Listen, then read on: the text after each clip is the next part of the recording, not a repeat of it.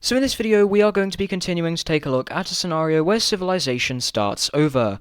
We are now on episode 63 of the series, and in the last episode we saw multiple pretty important wars take place all throughout the world, showing the expansion of a lot of countries, and we also saw a lot of tensions rise in many regions across the world. But if you guys do end up enjoying this episode, please be sure to like and subscribe, and let's go ahead and get straight into it. We're going to be beginning right where we left off, which is over here in the Indian subcontinent. As you remember, in the last episode, the Gujarat country started an invasion of the Purple Indian State, as they have a very large claim over this land, and in this episode, the invasion is going to be continuing, as we see them managing to do very well at wiping out a lot of these portions of claimed land, and eventually they are very close to cutting the country in two, as they move down all the way to the bottom of their land claims, as we can see here. I will be talking a little bit more about that later, but I don't want it to happen too quickly because this war is actually way more long spread out than you might think. The Purple Country is actually doing decently well at resisting against the Gujarats, so we'll just have to see where this continues to go on. Next up, moving over to the Venetian Union, it's starting to get really bad in this country. I have been mentioning over the last couple of episodes that these guys are rapidly losing stability, and we now see them move over to the red stability, signifying that they are on the brink of collapse, so yeah, very not good situation for them over here. Now we need to move over to Central Asia because we're actually going to be seeing a pretty large war taking place over here, and this war is actually going to be involving the anarchists, and let's just say this war may or may not be having a bit of a bigger impact than just a small regional war, and the anarchists doing this is going to set off a little bit of a chain reaction, but we'll be exploring that in a later episode. And the country that they are going to be invading is going to be the Green Caspian country over here. So we have anarchist troops quickly crossing into this country, and they are able to do very well. The anarchist military is extremely well coordinated, despite them being an anarchist country. They have still managed to set up a coordinated military, and it's very strong. In terms of military strength, they are in the top 10 actually, but overall they are not in the top 10. In fact, in overall statistics, the anarchists probably aren't even in the top 20. But yeah, we have the anarchist military continuing to move in, and yeah, the green team is sounding the alarm bells, but unfortunately for them, they are in no alliances. They were in the 3-point star alliance, I believe, before World War One, but yeah, not a good situation. We also see the anarchists use their friendly country up here as a staging ground to invade some of this northern region. These guys are also anarchists, and I'm not going to lie, the anarchists maybe want to spread their ideology, so they're looking at maybe making these guys anarchists as well, but we'll have to see if they end up doing that. Meanwhile, we have the anarchists down here moving down and capturing this one major city. They move along the border of the blue team for a decent logistical advantage. After this, we see them spearhead out and capture this city, and they are able to encircle a lot of forces down here. This is a very big win for the anarchists. They then move along the Persian border and then finally meet up with the coast, and this is the first time that any sort of Baikalian force has reached this coast over here in a very long time. I guess you could consider the anarchists Baikal 3.0, if you want to think that way, sure. But yeah, these guys, they're getting a lot of land up here. Shortly after this, we have them doing a very big sweep into the central land, capturing this major city, and after a lot of fighting, they are able to reach and encircle the capital of the Green Caspian country. Moving back up north, we see the brown team continue to move in, capturing a lot of this land around the Aral Sea, and they are able to capture these two cities over here. The final city is captured by this small anarchist force moving up here, and eventually the capital is captured, and the Green Caspians will go ahead and surrender over to the anarchist countries. So taking a look at this peace treaty here, we can see a few things have happened. First of all, the anarchists and the brown anarchist country up here both take a healthy chunk of land out of the Green Caspian country. They don't take a ridiculous amount of land, but still quite a big chunk. The anarchists are now quite long, so that's interesting, I suppose. But the next thing we see is the Caspians are converted into an anarchist state. This was a big plan of theirs, and yeah, they are able to successfully carry this out. They now have a second ally. However, this is going to be causing some issues, more specifically with Egypt. Egypt does not like how these guys are expanding and spreading their ideology. Egypt views this ideology as unlawful and chaotic. But yeah, they don't like how these guys are spreading chaos and anarchy into other countries. So we have Egypt passing a vote in the CN to lobby sanctions against the anarchist states, and this is passed, and the anarchists start to take big hits in their economies. They are kind of very reliant on exporting because they have a lot of natural resources being in the areas that they are, more specifically uranium. But yeah, the anarchists take a big hit in their economies, and let's just say the anarchists are going to be doing something to get back at Egypt, but what that is, we'll be seeing at a later time. Next up, moving over to Africa, we're going to be seeing something a little bit more peaceful take place over here, and that is we're going to be seeing the blue country selling a bit of land. These guys are not in the greatest of positions. They lost World War III, they lost some land, and they are kind of in desperate need for money at this point. So we have these guys selling some land over to the light blue country over here, and to the pink country over here. And the land that these guys will be selling is going to be these two provinces over here to the light blue team, and they are going to be selling this province up here to the pink team, and they gain quite a bit of money for this, and this helps out their financial situation quite a lot, so that is good for them, I guess. It is also at this point, speaking of this pink country, these guys are finally going to go ahead and join the CN, and at this point Egypt is influencing all members of the Arrow Alliance to go ahead and join the CN. But next up, we need to move over here to Indonesia, because Indonesia is going to be doing something that kind of isn't really allowed, but I'm not going to lie, no one's going to stop them from doing this, and that is, Indonesia is going to be invading the remnants of the Papua New Guinea country. These guys were on the winning side in World War III, being the Arrow Alliance. In fact, they were the only country in the Arrow Alliance that actually lost, and that is because they basically lost to Indonesia, and Indonesia signed a separate deal leaving the war, which would allow them to gain some, because they technically did defeat the Papua country. But they were only allowed to gain a certain amount of land, which is the land that they did gain in the peace treaty. However, at this point, these guys aren't in the Arrow Alliance, so Indonesia doesn't really see the need to not invade them. Egypt doesn't plan to defend them, so yeah, they're just going in. And we see Indonesia fully take over the mainland as well as a couple islands, and they're going to be forcing these guys to accept a peace treaty where they will be kicked back all over to the islands. And in this peace treaty here, we can see that they are completely kicked off the mainland, and they are pushed and they move their capital over to this island over here, and they do have some remaining islands, however this is a very big loss for them. Next up, we'll be moving over to our daily Kazakhstan update, because this time some outside powers are going to be getting involved. More specifically, the Brown Anarchist State is going to be launching an invasion into this red team. These guys did launch an invasion into the Lavender sort of country in the last episode, and they're going to be getting their revenge for that as they move in to reclaim their old land. And very quickly, these guys are just completely destroyed. The anarchists are way stronger, and they're also getting support from the main anarchist country, so yeah, they get destroyed. And in this peace treaty, that is right, they'll be getting fully annexed, just like so. But hey, at least these guys get their land back. Next up, we'll be moving back over to this front line down here, as we finally see the Gujarat countries able to gain full occupation over their claimed land, and at this point, they attempt to peace out with the Purple Team's government, but the Purple Team is going to be rejecting this, and we have a very militaristic group coming into the power in the Purple Team. These guys are very nationalistic of their country, and they are going to be launching a bunch of attacks into this Gujarat-occupied land, and they are going to be retaliating to the Gujarats as they invade back into this land, and this is going to be sparking a much greater conflict than the Gujarats had expected, as we see a lot of bombing attacks take place on not only the Gujarat-occupied land, but also the Gujarat Peninsula and a lot of this Indian land over here, and yeah, the Gujarats are not very happy about this situation.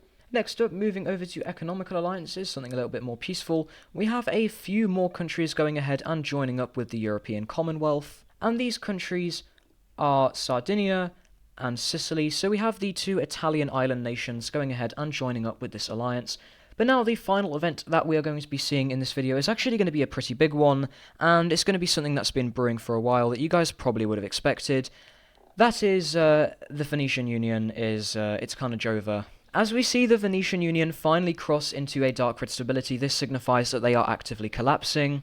As all across the Blue Religion regions / the Genoese half of the Union, we see pro-Genoese rebels break out, and yeah, these guys, they want their independence, and yeah, this is going to be leading to quite a brutal civil war. We very quickly have the Genoese rebels consolidating all of the western part of the Venetian Union, and they then begin to move into Venetian territory. However, this is not the only thing that the Venetian Union will be facing, as another threat is going to be posed for them. Down in the south, we see pro-Roman nationalist groups rise up in the areas that were once the capital region of the Roman country. This land has been under the occupation of the Venetian Union ever since World War II, when Rome was defeated and split between them and Naples. But these guys, seeing the instability that has been growing in the Venetian Union, see the perfect opportunity to break away. And this is very bad for the Venetian Union, as this land is very strategically important for them in terms of like ports in the Mediterranean. It's also a very rich region of land, being the capital of one of the oldest countries that used to exist in the world. So yeah, very big loss for them. These groups continue to move up. However, at this point, the Venetian Union is locking in, and they are able to slightly push back / hold off these groups. They are also able to recapture this major city in the north, and they also make a bit of a pushback. Now, I do want to mention the CN is looking at this issue. They definitely want to resolve it as quick as they can.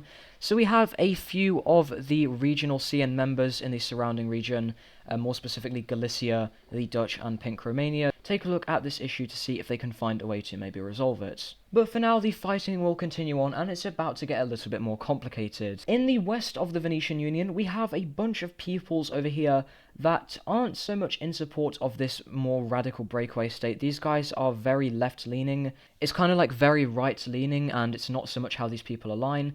We have a lot of people that more so identify as French and, like I just said, don't really like what's going on here, break away and form their own state. And these guys plan to be chill with Genoa. They're like, okay, we've broken away, be chill with us, we don't have any plans to attack you, so can you leave us alone? The Genoese are going to think about this for about 3 seconds, and then they're just going to start blasting them. So yeah, that didn't work out too well. These guys get clapped back pretty hard. However, they do manage to fight pretty well. They are actually getting support from this country right over here, the Geneva country. So we have these guys kind of holding off, and this is a very big win for the Venetian Union, as it allows them to more so focus on the Roman regions instead of having to put a lot of forces on the Venetian border. So what we have happening is we have a lot of these groups down in the south starting to get pushed back, and it's starting to look up a little bit more for Venice. However, then another group decides to break away. This time we have a group up here in the north. This is a nationalist Austrian group. If you remember, before World War II, this land used to be Austrian, and it's still very much not been assimilated into the Venetian culture. So these guys, seeing the opportunity, are going to go ahead and break away, and they start an invasion into the Venetian territory. We also see the Genoese forces begin to push back, and yeah, the situation is not looking up anymore, so that was a very quick turnaround. Back over in the very western portions, we see this kind of pacifist group, I guess you could call it. They begin to make a pushback against Genoa. It's also at this point where, very sneakily, we have, well, Sardinia's going to do that. Yeah, you can't really do much about that, unfortunately, but, yeah, Sardinia's going to go ahead and get Corsica. So, yeah. Anyway, moving back up to these guys, they are starting to get slapped around by Venice. These guys are a lot weaker than they thought they would be. They planned this out for a while, and it's not working very well. And they are almost completely decimated at this point. Next up, moving back down over to the Roman rebellion, we do see them have minor success on the outskirts of the city, but at this point the Romans are really starting to struggle, as at this point the Venetians are starting to kind of receive some supplies from some foreign countries. More specifically, the Tunisian country is. These two are pretty decent trade partners, so they are getting some goods from there. They are putting a lot of money into kind of buying guns and that lot, and Carthage is fully okay with this as they are making a shit ton of money. So yeah, pretty good deal that these two have going on. Next up, moving back over to Genoa, we see them make a further pushback against the pacifist pro-French rebels, and at this point these guys are nearing their end. They're a very weak movement. However, them focusing a little bit more on these guys is allowing Venice to make a pushback, and they are actually able to recapture this one major city, and they start pushing even further back against the Romans. However, at this point, some stuff is uncovered about things that both the Venetians and the Genoese are doing to occupied regions under their control, and let's just say that some war crimes are being committed, and as soon as this gets out to the Council of Nations, all of these guys are like, okay, yeah, we might have to take a little bit more of a serious step into this. As I did say earlier, the Galicians, the Dutch, and the Romanians are looking at this situation pretty closely, as they are the leading and regional members, respectively, of the CN. So yeah, we might see what these guys end up doing in just a second here. Moving back up to the pink team, these guys are finally fully defeated. Unfortunately, the Austrians, they didn't really go fully in on supporting these guys, as they didn't want Venice to retaliate against them. These guys are very weak, and if Venice really decided, they could absolutely destroy these guys. So yeah, they kind of just sit down now. At this point, Venice basically just signs peace with Sardinia and lets them take Corsica, so that is a huge W for them. And yeah, they kind of gain a bit of land here, and they also gain quite a decent bit of population, so that is a very big win for them. But at this point in the war, something pretty major is going to be happening, and it is going to be greatly affecting the course of the war, and it will definitely be getting some outside powers involved.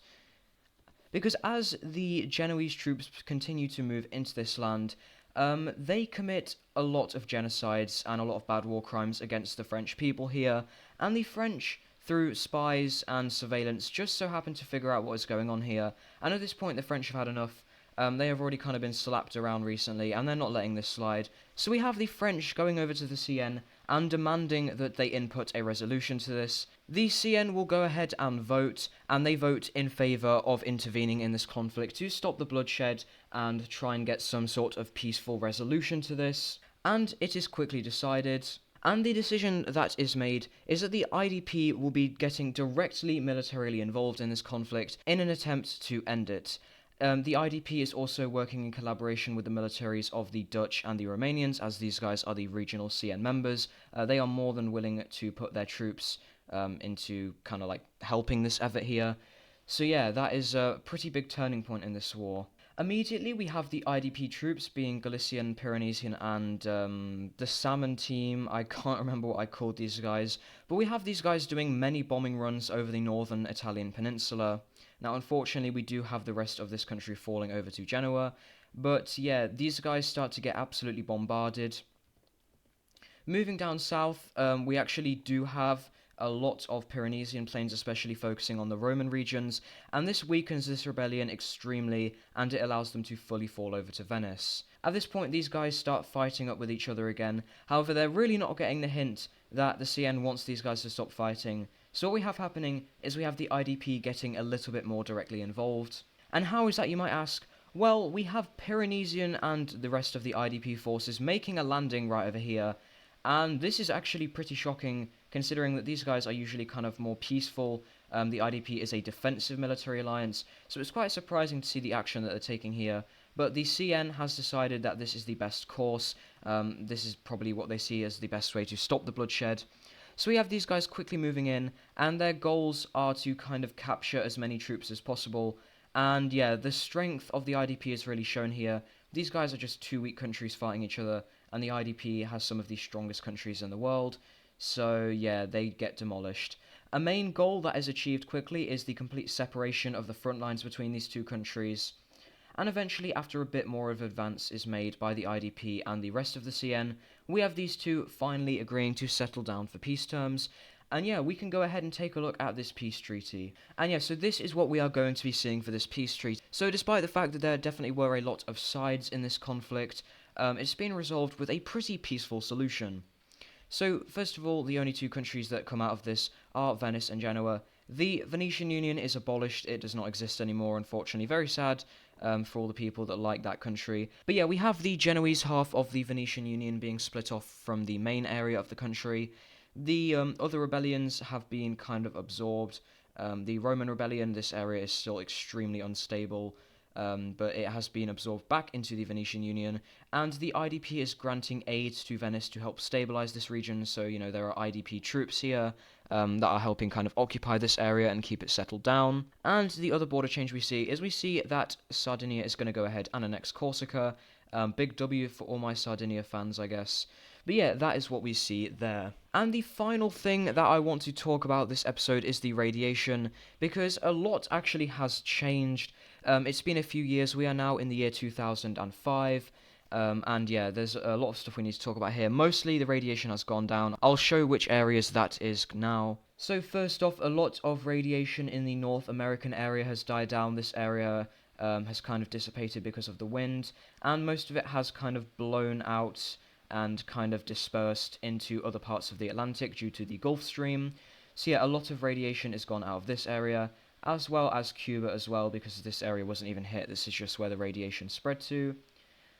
In Mexico, we have a lot of wind currents blowing this radiation area down, and eventually it just becomes down to this Central American area over here, and even some of this southern area starts to dissipate. Over in South America, this area in the Amazon falls over again to not being irradiated, and we have a lot of these areas kind of go back towards the mainland where the actual bombs are.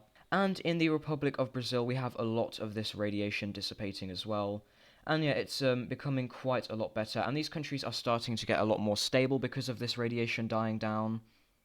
So yeah, pretty good for them. Over in Africa, we see a very large portion of the Moroccan radiation died down. These bombs were quite small. They were tactical nukes that the USB had left over at the very end of the war, so not very strong. So we see this radiation die down very heavily. We also see all of the radiation in Nigeria go away. The capital regions of Egypt's radiation also goes down too, and in the Caucasus we have this radiation kind of receding more so just towards the mountains. Over in Persia we have the whole northern region of Persia becoming unirradiated, and we also have a big chunk of Africa as well as this kind of Indian Ocean region going back to normal, and this also includes a lot of this Arabian land. And in total, that's like all of this area as well. In India, we have this area not going down too heavily. This was one of the worst hit places in the entire war, so still a lot of radiation here. There was so many nukes dropped in this region, it's actually quite sad for all the people living here, I imagine. We do have some of the northern Gujarat radiation dying down as well. And finally, in this area over here, and more so East Asia, basically all of this radiation goes down except for a few specific areas, which are probably pretty obvious, and those areas are of course Southeast Asia. But other than that, a lot of this radiation does go ahead and die down, and this also includes all of the Indonesian island radiation and all of this Australian radiation. So yeah, that is what we see there for the radiation, as we can see, greatly improved, and I think we'll do probably one or two more coverages of this over the next few episodes, and then it will be completely gone. But yeah, that is going to be it for this video. I really hope you guys did enjoy, and yeah, I will see you guys in the next episode.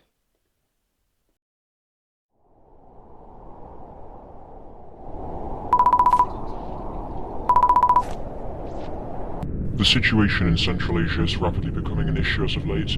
Extreme ideologies are causing unrest. The heart of this problem is Kyrgyzstan. Anarchy is a despicable ideology that we as an alliance cannot allow. All in favour of sanctions? Absolutely. This ideology poses a huge threat to us as an alliance. Wait, what is that? Ah!